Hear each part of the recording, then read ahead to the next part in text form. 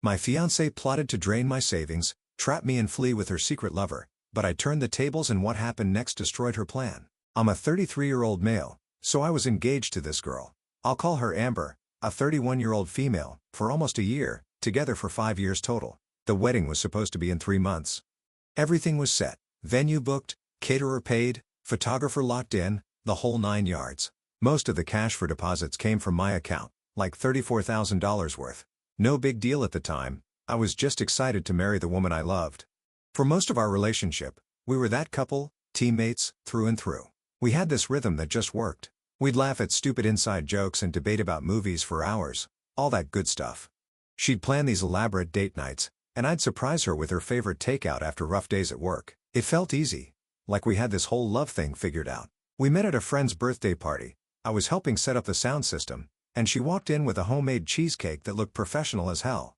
She caught me staring and said, "Don't worry, I'll save you the biggest piece." I knew right then I was into her. We talked the entire night, and I got her number. The rest just flowed naturally. Our first year was the typical rom-com. You know, can't keep our hands to ourselves, blowing up each other's phones every 5 seconds, the whole lovey-dovey crap. But here's the weird part. That cringy honeymoon phase just never stopped. Year 2 rolls around, still disgustingly into each other. Year 3, 4, same deal. Eventually uses spaces instead of hyphens for ranges, per AMA-style guide. I'm like, screw it, and she moves her stuff into my place after year 3. Seemed like a no-brainer at the time. No crazy ex-drama, no psycho behavior, just 2 idiots making breakfast together and arguing about what to watch on Netflix. Then, about 6 months back, things got weird. Not like obvious red flag waving in your face weird. More like that feeling when you're home alone and think you heard something but can't tell if it's a serial killer or just the refrigerator making ice. Little stuff. Suddenly, Miss I Have Nothing to Hide slaps a password on her phone. These mysterious networking events start popping up that she couldn't explain if her life depended on it, and she developed this super convenient interest in my financial situation. "How's your 401k doing, babe? Can I see those investment accounts, since we're practically married?" Meanwhile, I so much as glance at her credit card statements, showing 3 maxed out cards, and she'd flip, like I'd asked to read her teenage diary. I made a joke one day saying, "What, are you running some secret spy ring now?" She laughed it off and said, "No, work's been emailing me a lot." But a couple of days later, she set up a password that caught me off guard because she'd never used one before. It didn't stop there. She started stepping out of the room to take calls. Her phone would ring, and she'd be like, "Oh, let me just grab this real quick," and disappear into the bedroom. If I asked who it was, she'd just say, "Just a friend from work." There was also this new habit of keeping her phone face down on the table. I didn't even realize it was a thing until one day I reached over to hand her something, and she quickly moved her phone out of the way. I seriously thought I was losing my damn mind. Like, am I just being that pathetic, jealous boyfriend who needs therapy? But my gut kept screaming, "Something's off, dumbass," and wouldn't shut the hell up, no matter how much I tried to ignore it. Then there was Diane, Amber's mom. Holy hell, this woman. Intense is putting it mildly. Think helicopter parent meets drill sergeant meets Disney villain. At first, I chalked it up to normal mama bear behavior. She'd grill me about my job, family history, childhood pets, probably my blood type and sperm count if she could have gotten away with it. Amber had warned me her parents were selective about who they let into their precious circle, but they seemed to tolerate me well enough. Greg, her dad, was the complete opposite. A quiet dude who'd permanently glued himself to whatever game was on TV. Poor bastard had clearly learned years ago that contradicting Hurricane Diane just wasn't worth the trouble.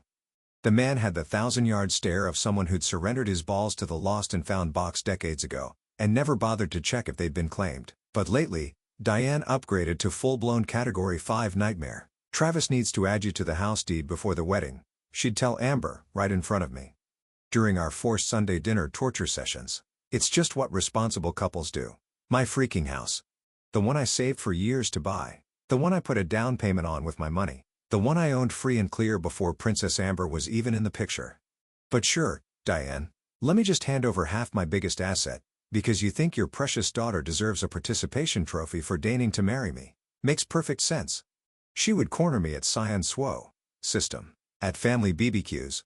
"How much does a senior software engineer at your company really make? Amber says you're being modest." Or, "Have you thought about a job at my friend's company? The benefits are much better." Meanwhile, Greg just sat there with his soda, completely checked out. Typical. Things kept nagging at me. Amber didn't stop giving me those typical cheater signs. Her mom's comments, things started stacking up in my mind. So, after one of these ambushes, I decided to protect myself. I moved some savings to a separate account, made copies of all my financial statements, and changed my investment passwords. I felt like a paranoid jerk doing it, but something just felt off. It wasn't like me to be so suspicious. But that voice in my head kept telling me I needed to be careful. Then, out of nowhere, Amber started obsessing over this luxury candle business she wanted to launch. Suddenly, she was an expert on wax blends and fragrance oils. She'd leave Pinterest boards open on her laptop with pictures of million-dollar candle empires. "We just need about $50,000 for initial inventory and marketing," she'd say. Like it was nothing. "We need? Since when was this my financial responsibility?" Don't get me wrong. I was always supportive of her career goals. When she switched from marketing to PR 2 years in, I was her biggest cheerleader. When she wanted to take that expensive digital branding course last year, I encouraged her to go for it. But this candle business came out of literally nowhere. And the way she talked about it wasn't, "This is my dream," but, "This is our retirement plan." I don't know. Maybe I was reading too much into things. Maybe this was normal pre-wedding jitters. Maybe I was being a jerk for not supporting her dreams. I've never been the type to jump to conclusions or assume the worst. We'd been solid for 5 years. Ups and downs, sure, but nothing that made me think, "Oh, there's trouble here." But the pit in my stomach wouldn't go away. Then, one night, she said she had a networking dinner with potential investors. Something about her outfit and the extra perfume she put on didn't feel like a business meeting to me. I sat there watching her get ready, this uneasy feeling washing over me. "Which investor is this again?" I asked, trying to keep my tone casual. "Just someone from my network," she said vaguely, not making eye contact. "He's got connections to some boutique retailers." He, of course. Now, I'm not proud of this, but I followed her. Not because I was trying to catch her in something, but because I needed to make sense of what was happening. I parked down the block from this upscale restaurant downtown. Through the window, I could see her at a corner table, partially obscured by a decorative partition. I couldn't get a clear view of whoever she was meeting, just glimpses of what looked like a man's profile, dark hair, nice suit. What struck me was how Amber's demeanor kept shifting. One minute she'd be sitting up straight, nodding seriously, gesturing with her hands like she does during work presentations, professional, focused. Then, she'd suddenly transform, leaning in closer, laughing a bit too enthusiastically, touching her necklace in that specific way she does when she's trying to make an impression. At one point, she reached across the table. I couldn't see what for. Could have been passing a document. Could have been something else entirely. Nothing definitively inappropriate happened. No kissing, no obvious hand-holding, just moments that didn't quite fit the important investor meeting story. Small things most people wouldn't notice, but after 5 years together, I noticed. I drove home before they finished dinner. Part of me felt ridiculous for being suspicious. Maybe it really was just business. Maybe I was creating problems that weren't there, but that knot in my stomach wouldn't go away. Something wasn't adding up, but I still couldn't put my finger on exactly what. The next evening, Amber showed up with this weird energy shift. She made my favorite dinner, wore that black dress I always compliment her on, and kept touching my arm, a complete 180 from her recent distant behavior. "Babe, I've been thinking," she said, opening her laptop to show me some business slides. "We're going to be amazing business partners. You handle the finances, I'll be the face of the brand. Here we go again about you have to pay, but I had enough." "Since when are you into starting a business?" I asked. "Last month, you were all about that promotion." She barely missed a beat. "This is bigger than that job. With your investment skills and my marketing background, we could retire by 40. She leaned closer. "I was thinking we'd set up a business account after the wedding, maybe $60,000 to start." $60,000 for candles? "Luxury candles," she corrected, smile tightening. "It's an untapped market." Something felt calculated about the whole performance. The dinner, the dress, the sudden affection, the convenient business idea requiring my money. "Why the sudden interest in candles?" I asked. "And why wait until after the wedding?" "Just seems like the right timing," she said quickly, changing the subject to some Netflix show she wanted to watch. I let it drop, but that night I barely slept, the whole conversation playing on repeat in my head. From Goldstein, Myers, and Associates family law subject, prenuptial agreement, Sterling Knight. I froze. Not from Amber, from her lawyer. A lawyer I didn't even know existed until this moment. I clicked it open, and as I scrolled through the attached document, my stomach twisted tighter with each paragraph. This wasn't just a prenup. This wasn't just protecting assets. This was calculated, strategic, predatory. It said that my premarital assets, house retirement accounts, Stay mine. Normal. Her premarital assets and $27,000 in credit card debt, I later discovered, stay hers, also normal. But anything we earn during marriage becomes her separate property if we divorce. My income, investments, all of it. I waive all rights to spousal support, no matter how long we're married. Side projects, anything I develop becomes hers. I'd be required to invest in her business ventures as part of my spousal obligations. And if her candle business needs funding, I'd have to provide it or be in breach of marital duty. I stared at my screen, rereading it multiple times. My stomach dropped. I'd never been the type to jump to conclusions or assume the worst, but this was undeniable. The business idea, the secret dinners, her mom's questions, they were setting me up as the funding source for her exit plan. Get married, drain my accounts for her candle line, then bail with half my assets and her new guy. I called my lawyer right away. He was silent for a full minute after reading it. This is the most predatory prenup I've ever seen, he finally said. Don't sign this garbage. He sent a professional hell no response. That evening, Amber texted. My parents want to have dinner tonight to discuss some wedding details. I almost didn't go. Part of me wanted to avoid the confrontation, to just text back saying I wasn't feeling well. But another part needed to see how deep this rabbit hole went. I wasn't about to let them steamroll me. So, Travis. Diane started before I even had food on my plate. Amber mentioned you received the prenuptial document this morning. I nodded, waiting to see where this was going. My gut was in knots, but I kept my face neutral. I know these things can seem so formal, she continued with a tight smile, but every smart couple does this nowadays. It's like car insurance. You don't expect a crash, but you're glad you have it. Greg grunted in agreement, not making eye contact. My sister and her husband did one, Amber added, reaching for my hand across the table. It's totally standard. Standard? I finally spoke, pulling my hand away. Having all marital assets become your separate property is standard? Me funding your business as a marital obligation is standard? Diane's smile tightened. Well, Travis, Amber will be making sacrifices for your marriage too. Her career might take a backseat when you have children. This just ensures she's protected. This isn't protection. It's a financial hostage situation, I said, my voice calm despite the anger building inside me. That's when Diane's mask finally slipped. Her smile vanished, replaced by a cold stare that made the room temperature drop 10 degrees. Let me be very clear, she said, leaning forward, her nails digging into the tablecloth. If you don't sign this prenup, there will be no wedding period. Mom, Amber started, looking uncomfortable. No, he needs to hear this. Diane cut her off, her voice sharp as a knife. We're not letting Amber enter a marriage without protection. And if you walk away, don't expect to see a cent of what you've already spent on deposits. That's the price of cold feet. She sneered at me like I was something stuck to the bottom of her designer shoes. You think you're special? You think my daughter couldn't find someone else who'd be more cooperative? There are plenty of men who'd appreciate what Amber brings to the table. I sat there, stunned by how quickly the facade had dropped. All those Sunday dinners, all those times she treated me like family. It was all fake. 5 years of fake smiles and fake interest in my life, just waiting for the right moment to show her true colors. Amber finally looked at me. There was something different in her eyes. You know, Travis, she said with an artificial sweetness that made my skin crawl. This really isn't that big of a deal. I don't understand why you're being so difficult. It's just a piece of paper that protects both of us. Both of us? I asked. How exactly does it protect me when it gives you everything and leaves me with nothing? She rolled her eyes. You're exaggerating. Besides, if you really loved me, you'd want me to feel secure. Unless, her voice trailed off. There's something you're planning that makes you afraid of this prenup. The emotional manipulation was so blatant it was almost laughable. She was trying to flip this around, make it seem like my reluctance was proof of bad intentions. Classic gaslighting. Every man who truly loves his wife would sign this, Diane added, her voice dripping with judgment. Greg signed something similar. Didn't you, honey? Greg mumbled something nobody heard. His dead eyes told me everything I needed to know about what 30-plus years under Diane's thumb looked like. You're being dramatic, Amber said, finally dropping the sweet act. If you didn't have anything to hide, you wouldn't be so defensive. Unless all that talk about building a life together was just talk. I looked at her, really looked at her.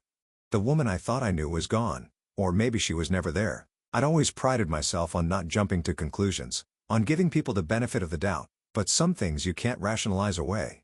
The way their masks slipped off, I was speechless. You know what? Diane chimed in, not bothering to hide her disdain anymore. I never thought you were good enough for her anyway. Your job is fine, I guess, but Amber deserves someone with real ambition, someone who understands her value. Amber didn't even bother defending me. She just nodded along with her mother's assessment, like they'd had this conversation many times before. "And that house of yours," Diane continued, warming to her theme. "It's cute, but hardly the neighborhood Amber should be raising children in. We always assumed you'd upgrade once you had access to our connections." "What do you mean, your connections?" I asked, finally finding my voice. "Don't act naive, Travis," Amber snapped. "You know my family has opened doors for you." "That promotion last year?" Dad put in a word with his golf buddy. "Your new client?" "Mom's recommendation." "You didn't think that all happened because of your skills, did you?" This was news to me. Complete fiction. I'd earned every promotion, every client, through my own hard work. The fact that they had been creating this narrative behind my back, taking credit for my achievements, made my blood boil.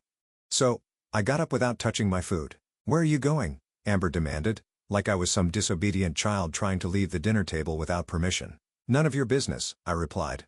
Diane snapped, standing too. "Either you sign, or the wedding's off. It's that simple.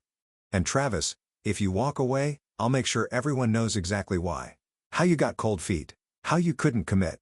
Your reputation won't survive it." I laughed, genuinely. That seemed to catch both women off guard. "Threaten my reputation to who, exactly?" Diane's face flushed red. "I'm just stating facts. Your choice." "No, let me state some facts," I said, voice steady. "That prenup is garbage, and your attempt to intimidate me is pathetic." She stared at me, speechless.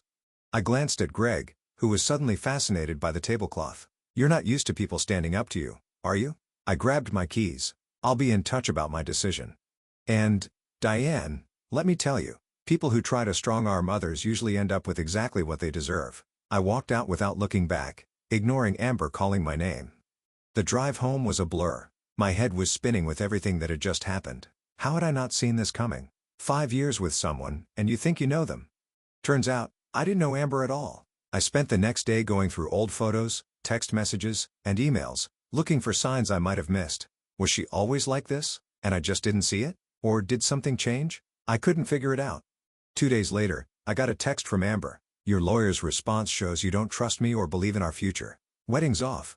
I stared at my phone, watching those 3 dots appear and disappear as she presumably typed and deleted additional messages. I expected to feel heartbroken, 5 years down the drain and all that, but honestly, all I felt was a cold clarity washing over me. They'd shown their hand, realized I wouldn't fold, and were now taking their chips and leaving the table. This wasn't about love or trust. This was about money. My money. The $34,000 in non-refundable deposits I'd already paid. The house they wanted me to add her name to. The future income they planned to siphon through that business venture. My reply was simple. "We need to talk about the deposits."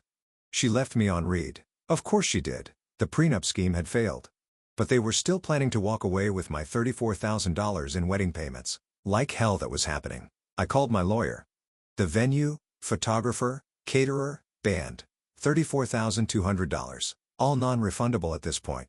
All from my account. I wanted it back. He sent a demand letter with all the receipts, pay up in 15 days. Their response came 3 days later. Her lawyer offered $8,000 as a gesture of goodwill. My lawyer didn't even dignify that with a direct response, just restated our demand for the full amount. Then came the family pressure campaign. Her mom called my parents, saying I broke Amber's heart and was being greedy over a few dollars. Amber's sister texted that I clearly never loved her if I was quibbling over money. The irony of them accusing me of caring too much about money was almost funny. 2 weeks later, the offer increased to $15,000. "They're testing your resolve," my lawyer said. "Stand firm." I did. This wasn't about the money anymore. It was about principle. They tried to screw me over with that prenup, and now they were trying to keep half my deposits. Not happening. After another week of legal back and forth, they came back with $22,000. Final offer, her lawyer claimed. Still not enough. I told my lawyer they need to return every penny. "Are you sure?" he asked. "Litigation will cost more than the difference." "I don't care," I said. "They don't get to win. Not even a little." Around that time, Amber showed up at my house, crying. "This is all a misunderstanding," she said, her voice cracking. "Mom just wanted to protect me. We can write a new prenup together." That's when I suddenly remembered the restaurant. "Who's the guy from the restaurant, Amber?" Her face went white. "What? The investor you had dinner with last week? That was just a business contact. I can't believe you followed me." That's psycho behavior. I didn't say anything. The transformation was terrifying. 1 second, she was the vulnerable, tearful fiancé I'd fallen for. And the next, she was this hostile stranger. Eyes narrowed, voice dripping with contempt. She started pacing around my living room like she still owned the place. You know what's really funny? My mom was right about you all along. She said you'd never be able to provide the lifestyle I deserve. Said you were too small time. That stung. Not because it was true, but because it revealed how she and her mother had been discussing me all this time, dissecting my worth based on my earning potential. And now you're suing me over wedding deposits? She laughed, but there was no humor in it. Do you have any idea who my family knows in this town? One call from my dad and your precious career is over. You should leave, I said quietly. You're making a huge mistake, she said, her voice now cold. You have no idea what you're throwing away. I think I do. No, you don't, she hissed. Because when I'm done, you'll be lucky if you can get a job flipping burgers in this town. My family doesn't take well to being disrespected, especially by someone who should be thanking us for even considering letting him into our world. She grabbed her purse and headed for the door. Last chance, Travis, drop this stupid lawsuit, sign the prenup, and maybe I'll convince my mom to give you another shot. The sheer audacity left me speechless. She was still acting like she was doing me a favor by marrying me. Goodbye, Amber, she stormed out, slamming the door behind her. All I could think about was that the woman I loved had never existed. She was just a mask Amber wore until she didn't need it anymore. The next few weeks were a roller coaster. When they missed our final deadline at $22,000, my lawyer filed suit in county court. The court date was set, deposition scheduled. He even mentioned we'd be requesting her phone records as evidence. They thought they could push me around, drain my accounts, and then walk away with no consequences. I wasn't going to let that happen. 3 days after getting served, her lawyer suddenly wanted to discuss settlement options. Funny how quickly their tone changed when they realized I wasn't backing down. The full $34,200, plus our $850 in legal expenses, appeared in my account the next day. No further negotiation required. I couldn't believe it was actually over. After months of this, it ended with a simple bank transfer. I sat on my couch that night with a soda, feeling a strange mix of relief and emptiness. I'd won, technically, but it still felt like I'd lost something important. My trust, my certainty about my own judgment. Maybe even a bit of my optimism. But that's not even the best part of this whole mess. About a week after the settlement, I got a call from a mutual friend who'd always been closer to Amber than to me. She felt guilty about staying silent, and wanted me to know what was really going on. The business contact turned out to be her boss's son, who hilariously dumped her when he realized she wasn't getting any of my money. Apparently, they'd been seeing each other for months, and he was the one who first suggested she should secure her future before making any moves. He was basically coaching her through the whole thing. My friend explained, he told her to get as much as she could from you, and then they'd start their life together with a nice financial cushion. This wasn't just cheating. This was a calculated financial scheme with me as the target. My friend forwarded me some screenshots of conversations between her and Amber from months ago. Reading them made my blood boil. Travis is such a pushover, lol, Amber had written. Her friend replied with laughing emojis, then asked, but what if he doesn't sign the prenup? Oh, he will, Amber responded. Mom's got it handled. He's so desperate to be part of a real family, he'll sign anything if we pressure him enough. And if not, whatever, I've already got my eye on an upgrade anyway. An upgrade. That's what I was to her. A stepping stone. Something to be used and discarded when a better option came along. But the real cherry on top? When Greg, her dad, finally saw the prenup during the legal proceedings, he apparently lost it. According to mutual friends, he'd had no idea what Diane and Amber were planning. All those times he sat silently at the dinner table. He wasn't just checked out. He was completely in the dark. You know what Greg told me? Another friend said. He said seeing that prenup was like looking in a mirror. He realized Diane had been doing the same kind of manipulative crap to him for decades. Turns out Greg had signed something similar before their wedding, believing it was just a formality. It had effectively transferred all his assets to Diane over the years, leaving him financially dependent on her despite being the primary breadwinner. He'd been trapped, unable to leave because he'd have nothing to his name if he did. The man was pale as a ghost when he saw what they tried to do to you, my friend continued. He kept saying, they're doing it again. They're doing to him what she did to me. But I wasn't a puppet like Greg. They messed with the wrong person. After 33 years of marriage, Greg filed for divorce last month. The last straw wasn't just Diane's plotting with Amber. It was learning that they'd been siphoning money from his retirement accounts into a separate fund only Diane could access. A fund he didn't even know existed until the divorce proceedings began. You should have seen Diane's face when her lawyer told her the divorce was happening, my friend said with a hint of satisfaction. She kept screaming that Greg couldn't leave her, that he had no right after all she'd done for him. When he didn't back down, she actually threatened to destroy his relationship with their kids if he went through with it. The woman's entitlement knew no bounds. In her mind, Greg existed solely to fund her lifestyle. The idea that he might assert his independence was incomprehensible to her. Word spread through their social circle like wildfire. Diane tried to turn their social circle against Greg, spinning stories about him having a midlife crisis, claiming he was mentally unstable. But the prenup fiasco with me had already raised eyebrows, and people weren't buying it anymore. It was like watching dominoes fall. First the wedding, then Amber's relationship with her boss's son, then her parents' marriage, all because they tried to screw me over with that prenup. I could have felt bad about it, I guess, but honestly, it felt like karma doing its thing. I hadn't wished for any of this to happen, I just refused to be their victim. The rest took care of itself. The friend situation split exactly how you'd expect. Half swallowed Amber's story about me being controlling and hiding assets, sending judgmental texts without bothering to hear my side. The other half quietly reached out with variations of, always knew something was off with her. Funny how one prenup can sort your real friends from the fake ones better than any personality test, one friend told me over lunch. I always got a weird vibe from her mom. Remember that time at your birthday when she kept asking about your promotion? I thought it was just her being nosy, but now it makes sense. I'm not going to lie, the whole thing messed me up for a while. I had this weird mix of feeling like an idiot for not seeing it sooner, but also feeling relieved that I caught it before the wedding. For the first month or so, I kept replaying conversations in my head, looking for clues I might have missed. It's hard not to question your own judgment after something like this. Did I ignore red flags? Was I naive? These thoughts kept me up at night, but they all vanished when I ran into Greg at a coffee shop on a random Wednesday. He looked different, lighter somehow, like he'd shed a weight he'd been carrying for decades. He spotted me and came over to my table. "I owe you an apology," he said, settling into the chair across from me. I should have said something that night at dinner. I knew what they were doing wasn't right. I shrugged. "You were in a tough spot. For 33 years, he said with a sad smile, but not anymore. He told me he'd moved into a small apartment, bought a motorcycle, and was dating a kindergarten teacher he met at a community center art class. Diane hates her, he said with a chuckle, says she's too simple, whatever that means. But she lets me talk, actually asks what I think.